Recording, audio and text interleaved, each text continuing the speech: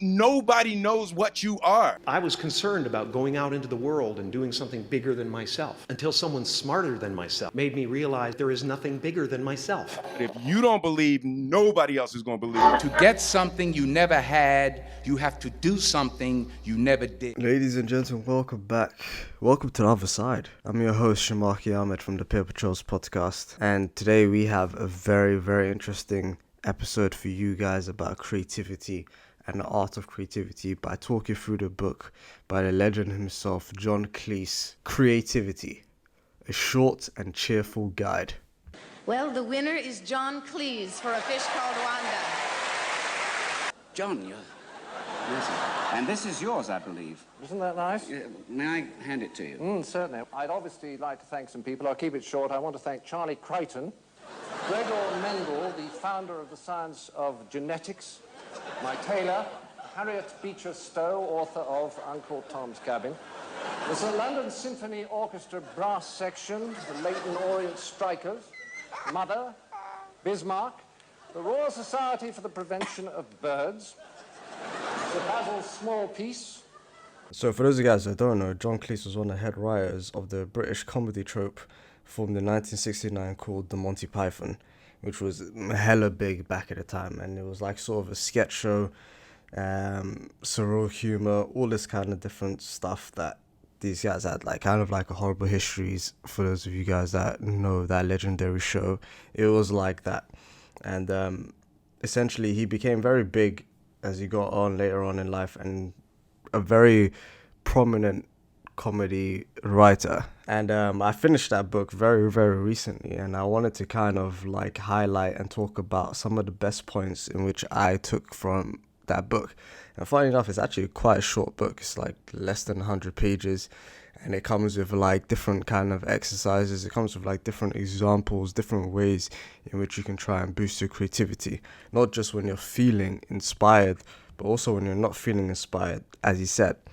So one of the points in which he was talking about, which I really found interesting, was the cognitive dissonance. So what he would do is he found out that during his time when he would be writing sketches and writing different things, that he would be pondering upon something. So like a way to kind of finish off the skit, a way to kind of like make the best punchline fit in a certain way. And he realized that if he couldn't figure out in the moment, he wouldn't try and force himself to figure it out. He would actually leave it off and go to sleep. And he said that by the time he woke up, he had a better understanding of the idea. He had pretty much materialized in some sort of way the ending of his skit, which he found really interesting because he was like, what the hell is going on here? But he soon realized that in his sleep, he was able to work and get his mind going about what he was trying to do. And from this, he kind of realized that his mind was constantly working unconsciously without him having to think of something, without him having to overwork it. His brain would just naturally be working over and musing over different ideas that he's had. And he made a similar example to like when you've forgotten someone's name and you can't think of it, and the more you try to think of it in that moment of time, you can't. And then suddenly when you're off thinking somewhere else, or when you're gone shopping and you're just, browsing through the aisles, or you're having a shower, the name comes to you. And it's kind of like, okay, what the hell happened there? Was your brain looking for it the whole time while you was doing all these things? Because it's just random for the name to randomly appear. So he was kind of like that. And he basically broke that down into two things. The tortoise part of the brain, which is that part, the part that is constantly thinking. So like, again, you forget a name and then you set it to the back of your mind and you kind of leave it, but like it's weird because it's like it's all subconscious, and you think you've forgotten about it, but the tortoise part of your brain is constantly working and slowly slugging away until suddenly it comes to the forefront of your mind at a time that you had no idea. And the crazy thing is, a lot of like the ideas and examples that he gives in which creativity is founded is in the world of like the unconsciousness of man. So he was talking about an example where some students in the US were shown 5 different Chinese letters or characters, and in the following week they were asked, okay, which characters do you remember from the last week? And obviously a lot of them didn't remember any of the ones that they saw. None of it looked familiar, right? And then they did it with another group and they showed them the same 5 different characters, and then the week after they asked that group, okay, they switched up the question from which characters do you remember to which characters do you like. And then funnily enough, the ones that the students picked that they said, oh, I like this character more and more, was actually the character that they had seen the week before. And he talks about it being a crazy moment because it's like they subconsciously recognized that character from the week before, but they didn't know it. And if you had to ask them, oh, okay, so do you remember this character? They wouldn't be able to tell you off the rip. But if you associated the feeling to it or liking to it, then they would be able to recognize something which they had already seen subconsciously, which is crazy. And that's what he starts talking about. He starts talking about that the subconscious is like, the language of the subconscious is not verbal. It's like the language of dreams. It shows you images, it gives you feelings, it nudges you around without you immediately knowing what it's getting at. So he's talking about different ways in which our creativity, despite, let's say you're writing up a script and you just might be slugging along and you're not really feeling it, without you knowing it, subconsciously your brain is constantly at work in trying to make it better by adding things in which you like, i.e. movies you've seen that you like, different kind of stories that you've liked, plot twists that you've liked before, and it's mushing all of that up together to give you this new idea baked when the idea is ready to pop up into the front of your mind again. But he talks about the avenue and how to get to this street of that unconscious mind really, really thinking. And the steps that he gives is 90 minutes of time, which you value, like you really, really value. You put up like do not disturb. You put up signs telling everyone do not come in.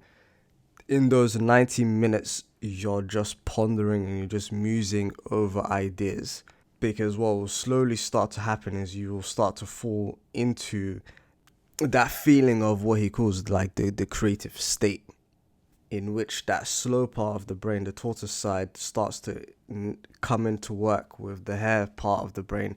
So the hare part, in which he tries to explain, is that it's the more quick thinking, analytical, okay, this is a good idea, this is a bad idea, I don't like this, I don't like that.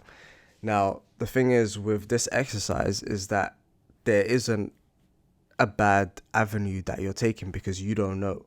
You know, when you're being he says when you're being creative, there is no such thing as a mistake. And the reason is very simple. You can't possibly know if you're going down a wrong avenue until you've gone down it. So if you have an idea, you must follow your line of thought to the end to see whether it's likely to be useful or not. You must explore without necessarily knowing where you're going. As Einstein once pointed out, if we know what we're doing when we're investigating something, then it's not research. So in that 90 minutes, that sacred 90 minutes, you just have to let your brain think without using the analytical hair. You just gotta let it trail you and let it guide you into being like, okay, let me see where this idea is going. Okay, this thing here, that, this and that, whatnot. So then hopefully by the end you get to the 90 minutes, then you've got something there. Now later on, you can use the hair side of the brain to fix up and chop things down, but at least now you've got a lot more ideas than what you did when you first came in for this exercise. And he talks about this time. The reason why he says 90 minutes, I mean, for some people it doesn't have to be 90 minutes. It could be a lot less than that because they're strong-minded. But unfortunately for guys like me, unfortunately him being like me, in that sense of just having just straight, between you and me, guys, I think I probably got ADHD, right? I'm not ashamed to say I haven't been diagnosed, but I'm pretty sure I've got it, because the moment I'm out here trying to concentrate, I'm just thinking of everything. I'm thinking of, oh wait, do I really know when my sister was born? Why do Germany always win on penalties? Why is Saliba out here playing in midfield sometimes? Like, all sorts of weird questions, even things that don't exist. It's just like I'm like, okay, cool. Let me sort out my room to get in a way where I can concentrate. And then I'm on Amazon looking at nice LED lights to have and to buy that will make me concentrate a lot. Like, I don't have it in me to just be able to, proper sit down like that. But that's what he says. It's like meditation. It's getting that brain from all that busyness, getting all that like clunk in your brain out, and then getting slowly into that state of actually thinking and processing. And he talks about in this state in which you're teetering between the tortoise brain, the tortoise mind, and the hare brain, as he calls it. You've got to allow these new ideas to actually formulate and kind of become something that make a bit of sense, because every new idea that you shoot down won't help. You need for it to build up a bit, and then afterwards bring in the hare side to have a bit of clarity. And he says that's when you can kind of know when it is to take a break. You can take a break when you've got too many of these ideas that are coming and it's starting to get a bit overwhelming. And what you do is when it starts to get overwhelming, that's when you start to cut off the parts that you feel like isn't good enough. And then after that, then you can kind of go back towards the creative mode of thinking until you finally get to something that's a bit more special. So you just go back and forth, having a tortoise mind and a hare brain. They need each other, but you have to keep them separate. Because he talks about a screenplay which he did called Fish Called Wanda, and he was going through draft after draft after draft, using his, tortoise mind to come up with the ideas and resolve the problem with the hare brain and sort out logical inconsistencies. In the end, it took 13 drafts, but I knew it was worth it because each time the screenplay became a little better, and the end result was the only writing award I've ever won. And then one of the points that he has, which I feel like is a bit of a controversial one, that I might have to say for when the boys are on the podcast, or someone else that's creative to kind of get their thoughts on this. But in the chapter called Keep Going, he starts talking about the arts and what it takes for someone in the arts to be full of fresh new ideas. So he says in the world of like science and architecture and medicine, you have to spend years and years of educating yourself before you even get any ideas in how to innovate or how to make things easier or how to switch things about. But he says for the artists, sometimes it happens that the most successful novelists, it's always their first bit of work that is the most unique thing that they will ever make, because they're just learning their craft and their mind, and the aperture hasn't been opened up to so many different avenues. A lot of it is pure and instinctive on their own feelings. And then he says that when they've mastered their craft, they begin to express their mature ideas, in which their work becomes even better. And then he talks about in the third stage, where it's the tailing of their powers as their insights become more familiar.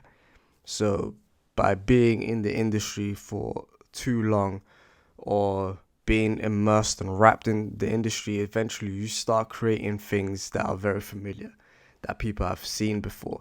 So he said that a lot of the people that he knows, that he considers fresh thinkers, are people that do things completely outside of the art world.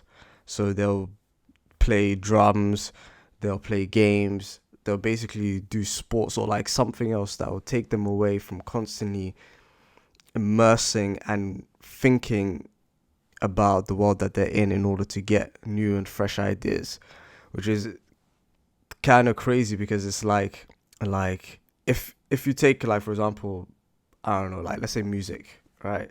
Let's say you come up with like a crazy flow or a crazy cadence, or like, I don't know, a whole genre of like music, right? Then eventually what happens is your next part in what he's saying is your next album or whatever it may be will be that but defined and stronger. And then afterwards, because you've been in the industry for too long, and maybe some people have copied your style, copied your flow, whatever it may be, your genre, what you then start putting out has then become familiar again. And you kind of need to take a step away from this. And one person that I've seen this from is actually Casey Neistat's brother. He's called Van Neistat. And one of the things that Casey was, promoting his brother with was the fact that he actually isn't on YouTube like that, like as in watching YouTubers, watching vlogs, watching different kind of, like, just on the whole platform. He's just a storyteller and he's a filmmaker just like him. And that was interesting because then when you check out his stuff, which I encourage you guys to do, Van Neistat, you'll see that the type of stuff that he's doing and the type of videos that he's making is very, very unique, and his style of storytelling is very unique, and it's not been done on YouTube, and it feels very fresh because he himself, the guy with the ideas, isn't really immersed in that world. So if there is a world in which you're trying to immerse yourself in, it's also good to not constantly just be watching and watching and watching, but to also do other things so that you can be exposed to new angles and new ways in which you can add to that bit of creativity that you're into. And one thing that he speaks about that I really liked was in one chapter called Coping with Setbacks, where he's talking about him and Graham Chapman, who was one of the other main writers who passed away. When they would come together to basically write, he said that sometimes they'll just be sitting there for like hours or like a couple of days where they haven't wrote anything substantial. But they realized soon that every week they would have a good solid 18 to 20 minutes. And they were like, whether they sat there for inspiration to hit them or not, whether there was like setbacks or blockages in their creative thinking processes, eventually they would come up with something because they were consistent in their writing. And naturally, the more consistent you are in something, for example, if you're a designer, a graphic designer, and you're constantly designing, constantly making something, you know your average, where it's at, whether you're not really feeling it or not, but this is what I can do. I can make this level of content. Keeping at that, you'll make that level of content that you normally would anyway, but then sometimes you might get the extra boost of inspiration that might come in the following week or the week after that, and then now you've got a +1 compared to the average that you would do. So he was saying that the setbacks weren't an interruption or a mess up in the whole thing, but it was just all part of the process, that it was normal that they wouldn't be able to write something great every single day. And even for me, that's how it kind of is, sometimes if I'm creating videos or TikToks or whatever it may be, knowing that the idea that I have or the video that I have or the podcast idea that I may have isn't great, but going through it regardless, you will build your average that is good, if that makes sense. But the only way to keep doing that is by understanding that you not being hit with lightning of inspiration and that eureka moment isn't going to happen every time. So then what? You can't just stop. You got to keep going. And then that going process, and then continuing to make work of what you have, you will find your median of good. So you will always find that average of good content that you will make, whether it's, like you said, 20 minutes of writing, whether it's a poster or graphic design, whether it's like 4 chapters in a book, you will find that, but you have to keep it going. And so some of the steps in which he gives is basically, he says, getting your panic out early. So he says writing is quite difficult. Actually, he then changes that. He says, let me rephrase it to writing is easy, writing well is difficult. And he says, so if you're like me and you feel a bit rattled as you face your challenge, here's the advice: get the panic in early. So if you're panicking about a different idea, like let's say a client tells you to do something, or you don't have any ideas, or you want to start, let's say, a book, but you kind of don't really know how to kind of go about it, or a video, he says to get the panic out early. So by just using that panic, because he says everyone that panics doesn't feel like in between that they're like, okay, I'm going to have a nice little nap, because their body is alert. Everything is, going crazy at that moment. So he says to just do the simple stuff, like just writing down ideas, jotting down things, writing stuff like who you're writing for. Like you might be writing for someone that has a limited attention span, in which case you have to be very interesting. Then you can ask yourself whether the audience will easily accept what you're saying, or whether they might be resistant. If so, then you have to persuade them and not just tell them. Then you can start pondering, what am I really trying to say? What is the point of this piece of journalism or speech or book or play or pamphlet or email? And you think of different approaches, and then you compare them, and you start to begin gathering key facts and research. And then he adds in just 2 little pointers: cut anything that isn't relevant, there'll be more than you think, and don't repeat yourself unless you really want to. It's crazy that I feel like I'm doing a proper in-depth analysis of the book. But this book is so good, man. This book is actually amazing. It's helped me so much in identifying with different things and different feelings in which he kind of talks about, i.e. if you're going through problems such as panicking or not thinking that your work is good enough, or what it needs to like test your ideas. So like having people around that you put it to different kind of people that are into different genres. So then if it's like funny, people that aren't necessarily into comedy, if they kind of find it funny, they're like, okay, cool, I'm kind of moving on towards a good direction here, and that kind of thing. And the way that he kind of suggests people to find out is asking, were you bored? Where could you not understand what was going on? Where did you find things credible? Was there anything that you found emotionally confusing?